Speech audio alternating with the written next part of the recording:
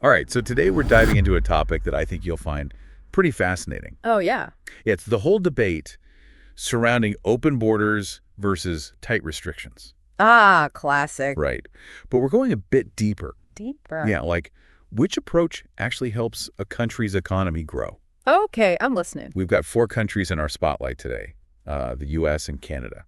Those are usually seen as the examples for open borders. Exactly. And on the other side of the pond, we've got the U.K. and Germany. Seems like they're going the opposite direction. Yeah, towards stricter controls. And you know what's really interesting? What's that? We dug into their constitutions for this one. Oh, wow. And let me tell you, it's like these documents are full of little secrets about, Secrets? yeah, well, not really secrets, more like clues about how each country views its own economic future. I like that constitutional whispers. Right. And it makes you think, could those very foundations actually be holding them back? Holding them back. Yeah, from reaching their full economic potential. That's a great question. Okay, so let's start with North America, the U.S. and Canada. Pretty much joined at the hip economically. You could say that, and it seems like their approach to borders is really rooted in their history. Definitely. And their constitutions, too. Right. The Canadian Constitution specifically mentions things like lumber trade, old age pensions. Really? Yeah, even agriculture and immigration are listed as shared or what they call concurrent powers. So it's all right there in their founding document. Yeah, and it suggests this long tradition of cooperation and trying to integrate their economies. So it's more than just being friendly neighbors. Exactly. It's literally built into their legal systems. Okay, but what's the actual benefit of this approach? Like, is it really working for them economically? Well, think of it this way. An open border essentially creates a much bigger market. Because it combines their economies. Exactly. Businesses in both countries suddenly have way more potential customers. Okay. Workers can move to wherever the jobs are more easily. So they can follow opportunity. Yeah, and consumers benefit too. How so? More competition often leads to lower prices. That makes sense. But is there anything in the Canadian Constitution that tells us how this whole open system is actually supposed to work? It's not exactly a step-by-step guide, Okay. but there are some really interesting hints in there. Like what? Well, for example, the Canadian Constitution also talks about property and civil rights. Or what does that have to do with open borders? More than you might think. It says these things are provincial powers. So provinces have power over things like property rights. Exactly, and that can affect immigration. Really? How so? Well, imagine a province wants to attract immigrants with specific skills. Oh? They could use their control over property rights to encourage those people to settle in certain areas. So they could offer incentives tied to property. Exactly. It's like provinces have this ability to fine-tune immigration within the bigger system of open borders. That's fascinating. So even though they have this open border policy? They still have ways to manage it at a local level. So for our listeners, think about this for a second.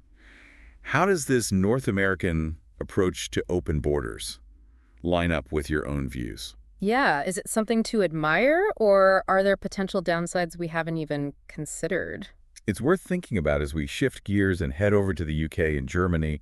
Now, those countries seem to be going in a different direction. Yeah, tightening those border controls. It's a whole different approach. Definitely. And we're going to explore why they might be making that shift. Should be interesting. It is, because it's all tied to those fascinating constitutional whispers we were talking about. Those whispers can be pretty loud sometimes, you know? They really can. So stay with us as we unpack all of that right after the break. Okay, so we've got these two totally different approaches to borders happening, on opposite sides of the world. Great, and it's that constitutional angle that really gets me thinking. Me too. It's like those documents are kind of a hidden hand. A hidden hand. Yeah, guiding each country's economic path. I like that. And it's true. We often think about current events driving these policies. Right. But actually those choices are often limited. Limited. Yeah, or even empowered by their legal system. By those constitutional whispers. Exactly. Okay, so let's dig into some specifics. Yeah. What are some of the constitutional details that stood out to you? Well, we already touched on how Canada gives its provinces some power over immigration, right? Right. But let's look at Germany now. Okay. Their basic law, their constitution has a whole section dedicated to how federal laws are actually put into practice. Interesting. And often that responsibility falls on the lender. The lender. Yeah, the individual German states. Oh, okay. So you can imagine if the federal government wants to implement a strict border policy, the states, they could actually push back. Really? Potentially, yeah. Like, imagine a state that really relies on cross-border trade. Okay. Or they need seasonal workers, Yeah. They might not enforce those federal restrictions as strictly. So they could kind of turn a blind eye. In a way, Yeah. yeah. Or even find ways to get around them. So the German Constitution is almost creating this, like, internal battle. Exactly, a tug of war over how these border policies actually play out on the ground. Wow. And do you think that tension could actually be hurting Germany's economy? It's a possibility. In today's world, things change so fast. Yeah. And that system might not be the most adaptable. That's an interesting thought. And what about the U.S.? Do we see something similar happening there? Oh, absolutely. One of the main powers that the U.S. Constitution gives to Congress is the ability to regulate commerce. Commerce. Yeah, trade, basically, with other countries and between states. Okay. And that simple phrase has caused so many legal battles. Really? Yeah, over who has the real power, the federal government or individual states. So even in a country with a strong central government like the U.S., Those constitutional limits can still cause friction. and as it highlights the fact that, Economic interests don't always follow those neat national borders, right, individual states might be closely connected with neighboring countries? regardless of what's happening at the federal level. Okay, so for everyone listening, let's try a little thought experiment here. I like it. Imagine you're the governor of a U.S. state that borders Mexico. Okay. Your state's economy depends on cross-border trade and workers coming in. Uh-huh. But then the federal government puts in place these really strict border controls. What do you do? It's a tough spot to be in. Right. Do you follow the national policy even if it hurts your state's economy? Or do you try to resist? That's a real dilemma, and I bet those constitutional whispers have a lot to do with how those situations actually play out. Definitely, they can really shape those decisions. This whole conversation is making my head spin. I know it's a lot to take in. But in a good way, it's like we're uncovering all these layers of history. And seeing how much is actually at stake. Exactly. Yeah. So here's the big question. Are these constitutional limits actually preventing these countries from reaching their full economic potential? Ooh, that's the million-dollar question. Or are they necessary to prevent those really harmful policy swings? It's complicated. There's no simple answer. Right. It all comes down to trade-offs. We've seen that open borders, like in the U.S. and Canada, they can really boost economic integration. Which can lead to growth. Exactly. But those same open borders can also make people anxious. Anxious about. About security, their culture, and how their social systems will handle it. Right. So it's not all about economics. No, it's not. These are serious concerns that we see reflected in a country's politics. They're real and they're complex. Definitely. So tighter restrictions like we're seeing in the UK and Germany, there might be a way to address those fears. even if it comes at a cost to their economies. It's like they're choosing a different kind of stability. One that prioritizes social harmony over just economic growth. Exactly. And their constitutions, in their own unique ways, are giving them a framework to balance all those competing pressures.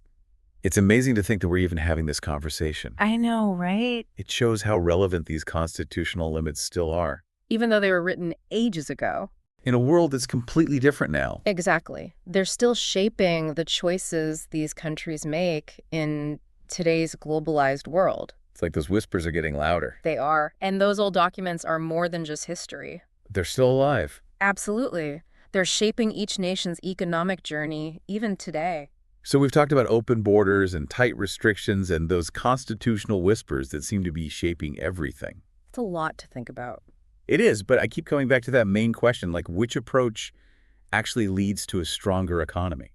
When you look at the big picture, it really comes down to this idea of sovereignty. Sovereignty. Yeah, like what does it even mean to be a sovereign nation in a world that's so interconnected? Because no country is really an island anymore, right? Exactly. Even with the strictest border controls, you can't completely escape those global forces. It's like we live in this world of instant communication and supply chains that stretch across continents. And people are moving around more than ever. Technology is making the world smaller every day. It really is, and that brings up a huge question. Can any country truly succeed economically by trying to go it alone in this day and age? It's like the whole idea of national borders is being challenged. By the realities of globalization. So maybe it's not about open versus closed. Maybe it's about rethinking what it means to be a nation in a world where those lines are blurring. Wow. It's a pretty deep thought. It is. And it's something we could probably spend a whole other deep dive exploring. We probably could.